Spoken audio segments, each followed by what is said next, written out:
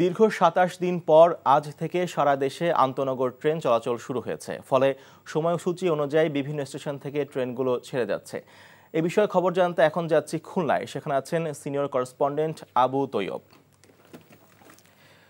তৈয়ব, খুলনা থেকে আন্তনগর ট্রেন আজ কখন কখন ছাড়ছে, আর অনেকদিন পরে ট্রেন চালু হলো, তো এই বিষয়ে যাত্রীরাই বা কি বলছেন?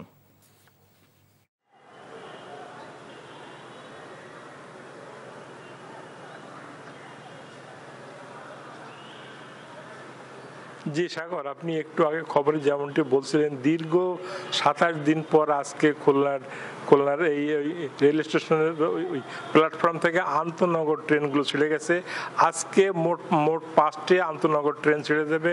সকাল ওই ৬:৩০টায় এখান থেকে ছেড়ে গেছে বেতনা নামে স্টেশনটি, ওই যে ওই ট্রেনটি বেতনা গেছে ওই যে ওই বেনাপোলে, তারপরে ৯:৩০টায় গেছে রকেট মেল, এটা গেছে চিলহাটিতে, আর মহানন্দার পাশে দাঁড়িয়ে আছে, একটু পরে যাবে, এটা যাবে রাজশাহীতে। আর আজকে আমাকে স্টেশন ম্যানেজার সুখদেব বাবু বলেছেন যে আমাদের অন্যান্য সময় ওই ৮টি থেকে ১০টি আন্তনগর ছাড়লেও আজকে আমরা প্রথম দিন ট্রায়াল বেসিসে 5টি আন্তনগর ছাড়ছে। আজকে ওই সকালে খুলনা থেকে যেটা যার কাজ ছিল ঢাকা, সে ট্রেনটা নাই, তবে ওই রাতে সুন্দরবন এবং নকশিকাতার ট্রেন আছে।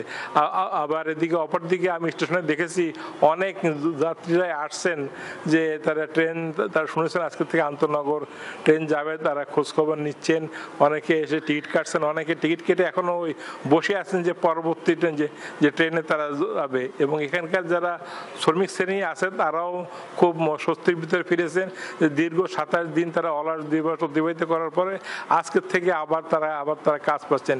এবং টিকিট কাউন্টারগুলো তো দেখেছি একটা সতেজ ওই ভাব এসেছে, এবং খুলনা স্টেশন কি বলা যায় আজকের থেকে আবার মানে পূর্ণ দমে তার মানে পুরনো অবস্থা ওই ফিরে যাচ্ছে। জি সাগর, এই ছিল খুলনা থেকে আমার সর্বশেষ। জানছিলাম ট্রেন চলাচলের খবর।